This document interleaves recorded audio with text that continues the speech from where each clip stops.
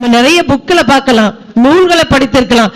அவர் எந்த சமுதாயத்தையும் சாராம நம்ம நாடு, இந்திய நாடு, நம்முடைய தேசம் சுதந்திரம் பெற்றே ஆக வேண்டும், வெள்ளையனை வெளியேற்றி ஆகவே வேண்டும் என்ற நோக்கிலே அரும்பாடுபட்டு இன்று நம்ம இந்த மண்ணில் நம்ம நிம்மதியா நடக்கிறோம்னா, சுதந்திரமாக இருக்கிறோம் என்று சொன்னால் பொருளாதார ரீதியாகவும் வளர்ச்சி ரீதியாகவும் இந்தியா முன்னேறி கொண்டிருக்கிறது என்று சொன்னால் இப்பேற்பட்ட பெரியவர்கள் பல முறை தியாகங்களை செய்து சுதந்திரத்தை நாம் பெற்றதனால் இந்தியா என்ற ஒரு தேசம், பாரதம் என்ற ஒரு தேசம் என்று நம்ம அந்நிய நாடுகள், வெளிநாடுகள் நம்ம இப்ப அப்படி உத்து பார்க்கக்கூடிய நிலைமைக்கு கொண்டு வருகிறார் என்று சொன்னால் அடித்தளம் வேர் என்பவர் தியாகி. இவர் மட்டும் இல்ல, இவரை சார்ந்த அத்தனை பெரியவர்களும் இன்னும் இருந்து கொண்டிருக்கின்றார்கள் நம்முடைய மனதிலே.